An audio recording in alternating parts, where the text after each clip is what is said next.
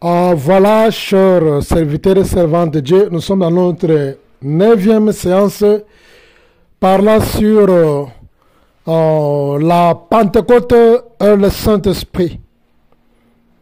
Dans notre 9e séance, nous allons parler maintenant sur Actes des Apôtres, chapitre 2.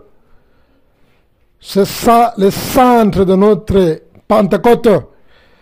Nous ne sommes pas des Juifs. Nous ne célébrons pas la Pentecôte des Juifs. Manger, boire, se rassasier, se divertir et danser. Nous fêtons la Pentecôte chrétienne des disciples, qui est dans Actes des Apôtres, chapitre 12, sur l'effusion du Saint-Esprit, le feu que Samson avait relâché à travers le renard, jusqu'aux collines de plantation des oliviers.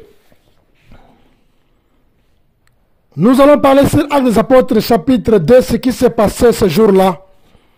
Oh, ce grand jour, ce grand jour, ce grand jour. Oh, ce grand jour de la Pentecôte.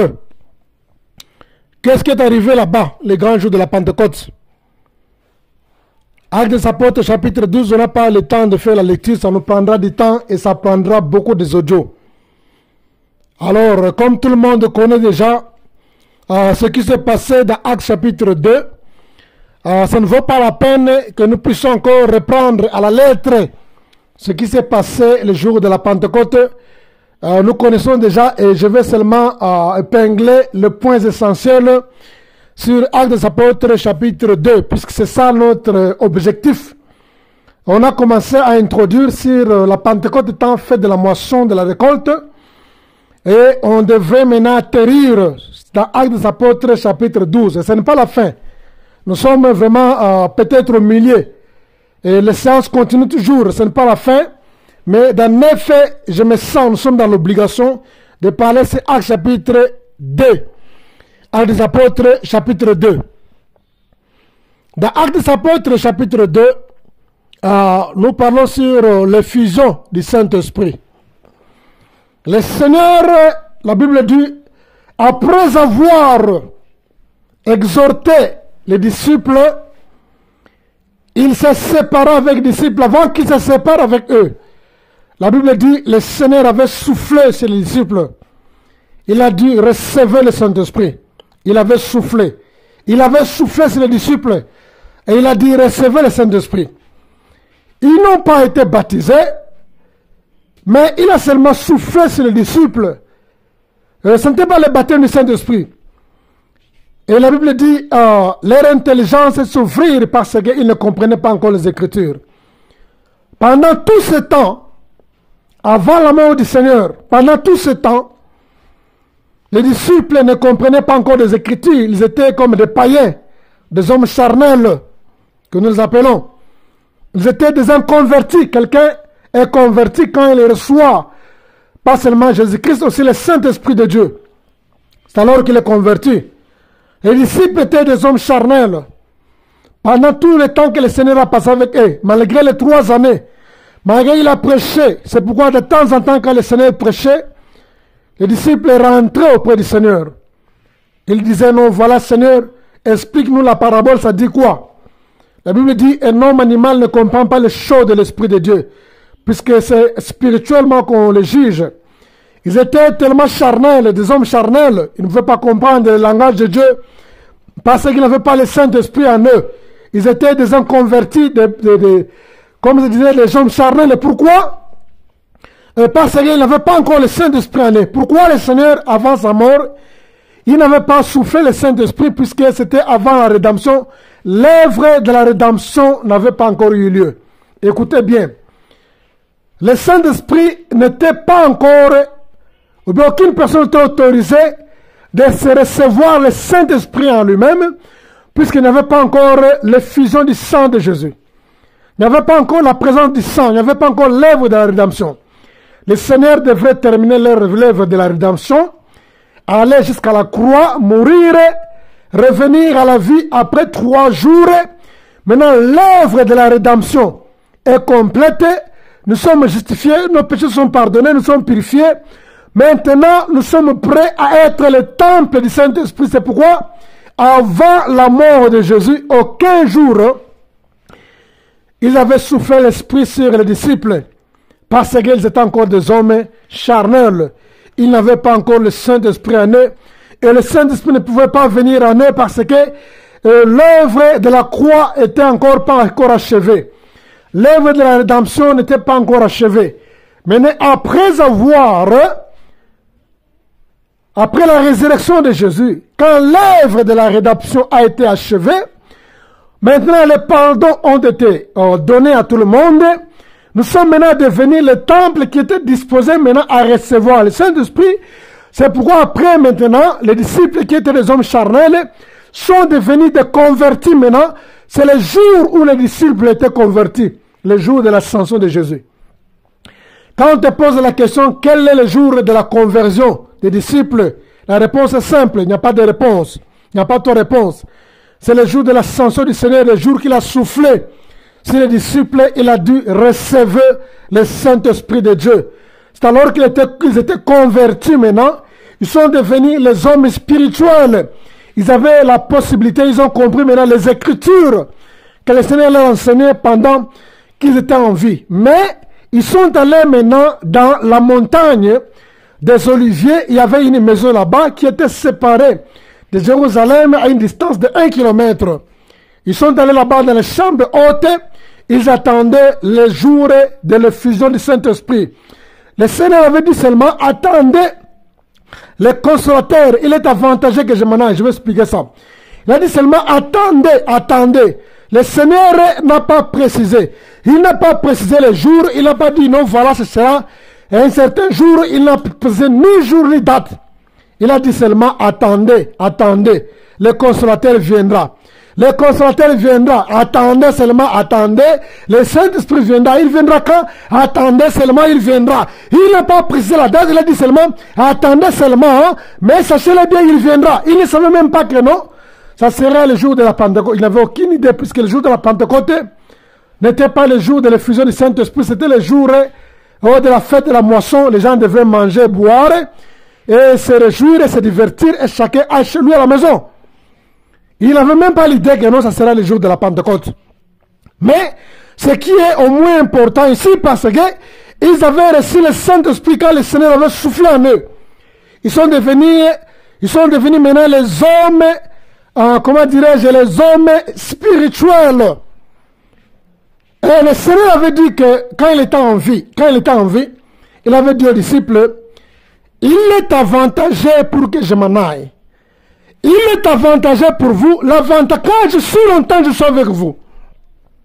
Aussi longtemps je suis avec vous, vous ne recevez pas le Saint-Esprit. Vous le recevez, mais vous ne serez pas remplis. Le problème, c'est quoi? C'est être rempli. Être rempli du Saint-Esprit, le Seigneur a dit, il était avantageux pour que je m'en aille. Oh Jésus. Ils avaient le Saint-Esprit en eux, il avait soufflé. Mais écoutez une chose d'abord. Le jour que le Seigneur a soufflé le Saint-Esprit sur les disciples, il n'y avait aucune manifestation. Aucune personne n'a parlé la langue. Le jour, j'ai dit bien, je ne parle pas de l'effusion, je ne parle pas de l'effusion du Saint-Esprit. Je dis bien le même jour de l'ascension. Le Seigneur avait soufflé aux disciples, il a dit, recevez l'Esprit, recevez le Saint-Esprit. Il a soufflé. Et il n'y avait aucune manifestation. Personne n'est tombé. Personne n'a parlé la langue. Et personne n'a commencé. Il n'y en a pas eu aucune manifestation du Saint-Esprit. Mais le Saint-Esprit était là en eux. Il est entré, Dieu ne mange jamais. Il est entré dans leur vie. Mais aucune manifestation. Aucun don spirituel. Aucune personne n'a prophétisé. Dans le silence, comme si rien ne s'est passé. Il y a des gens parfois qui posent la question que j'ai le Saint-Esprit en moi. Oui, tu as le Saint-Esprit en toi. Mais tu n'es pas rempli. Il y a la différence entre avoir le Saint-Esprit et être rempli du Saint-Esprit. Tu as le Saint-Esprit de Dieu en toi. Il a soufflé le Saint-Esprit. Il n'y avait aucune manifestation de don. Aucun miracle, aucune agitation. Mais ils avaient reçu le Saint-Esprit était là. Mais le Seigneur avait dit, il est avantageux que moi je m'en aille. Il est avantageux, tu as le Saint-Esprit, mais tu n'es pas encore rempli du Saint-Esprit. C'est ça la différence. Être rempli du Saint-Esprit, c'est autre chose. Avoir aussi le Saint-Esprit, c'est autre chose. Le Seigneur a dit, il est avantageux que je m'en aille. Si je ne m'en vais pas, vous ne serez pas remplis du Saint-Esprit. Vous aurez le Saint-Esprit, vous l'avez déjà maintenant, j'ai soufflé. Mais vous n'êtes pas remplis. Pour être rempli, il faut que je m'en aille, c'est pour votre avantage. Quand je m'en vais chez le Père, je vais envoyer le Saint-Esprit, mais aussi longtemps je suis parmi vous. Aussi longtemps je suis parmi vous, vous ne le recevez pas. Vous le recevez, mais vous n'aurez pas la puissance de la plénitude. Aussi longtemps je suis dans la chair ici, vous n'aurez pas la puissance du Saint-Esprit. Il est avantageux que je m'en aille. Pourquoi? Puisque la Bible dit, le Seigneur Jésus-Christ était l'incarnation du Saint-Esprit. Dieu l'avait donné le Saint-Esprit sans mesure. La puissance, toute la plénitude du Saint-Esprit était en lui sans mesure.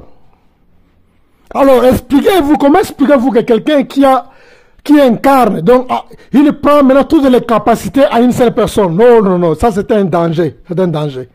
Imaginez le Saint-Esprit qui a créé toutes choses, visibles et qui sont invisibles. Le Saint-Esprit qui a créé les galaxies, qui sont plus de 200 milliards, qui a créé les étoiles qui sont plus de 400 milliards, et les étoiles qui sont plus grandes que notre planète Terre, et qui a créé l'univers, et habité dans une seule personne. Quel dégât. Et le Seigneur dit, il est avantageux que je m'en aille. Je n'ai même pas eu le temps de parler sur Actes apôtres 12. Le Saint-Esprit m'inspire autre chose. Le Seigneur dit, il est avantageux pour vous pour que je m'en aille. Pourquoi? Puisqu'il incarnait toute la puissance du Saint-Esprit en lui. Et on ne peut pas partager ça tant qu'il était dans la chair. La Bible dit, Dieu l'avait donné la puissance du Saint-Esprit sans mesure. Il n'y avait pas de mesure. Et il a dit aux disciples, je dois aller chez mon Père déposer d'abord ce corps ici. Quand je vais déposer ce corps ici, maintenant, j'ai le Saint-Esprit avec moi sans mesure. Donc, toute la puissance du Saint-Esprit est dans ce petit corps que vous le voyez ici. Aussi longtemps je suis dans ce corps ici, avec vous ensemble, vous ne le recevez pas. Il faut que je m'en aille d'abord, c'est pour votre avantage. Il est avantageux que je m'en aille, j'enverrai le Saint-Esprit aussi longtemps. Je suis avec vous, il est avec moi ici, il ne peut jamais être partagé avec vous dans sa plénitude. Oui, vous l'avez, mais pas dans sa plénitude, pas dans sa puissance. Oh, vous avez le Saint-Esprit, j'ai soufflé sur vous, mais vous n'aurez pas cette capacité-là plus grande. Vous êtes seulement limité à recevoir. Il n'y aura aucune manifestation. Il n'y aura pas d'agitation, il n'y aura pas de don. Pourquoi? Puisque toute sa plénitude est à moi ici. Je ne peux jamais partager ça. J'ai ça sans mesure. Je ne peux jamais. Mon Père ne peut jamais partager ça avec vous ensemble. Alors, quand je vais aller chez mon Père, je vais déposer ce corps ici. Oh! Quand j'irai vers mon Père maintenant, je vais prendre ce corps ici. Je vais déposer chez mon Père là-bas. Maintenant, je vais relâcher la puissance. Je ne veux pas relâcher. Je vais relâcher la puissance, la plénitude. La puissance et la plénitude. J'ai soufflé sur vous, il n'y avait aucune manifestation. J'ai soufflé sur vous, il n'y avait pas d'agitation. J'ai soufflé sur vous, il n'y avait pas de don. Il y a parmi vous certaines personnes qui ont posé la question, est-ce que c'est vrai que le Saint-Esprit est en moi? Il a soufflé en moi, mais pourquoi je ne parle pas là? Il a soufflé pour moi, mais il n'y a pas d'agitation. Je ne suis pas tombé, il n'y a pas de manifestation. Il a soufflé. Pourquoi? Puisque le Seigneur dit que non, il faut que je m'en aille. Quand j'irai là-bas, je vais envoyer maintenant la plénitude. Il viendra pas pour recevoir. Vous l'avez déjà, mais là, ce sera maintenant la plénitude. On ne peut pas partager ça maintenant. On ne peut jamais les partager plutôt. On ne peut jamais les partager maintenant avec vous. J'ai sa plénitude. Quand je m'en vais chez le Père, je vais les libérer dans toute sa plénitude. Quand il viendra sur vous, vous serez déjà extraordinaire. La manifestation, les agitations, les dons, les miracles, les prodiges. Oh, je termine ici. Alléluia.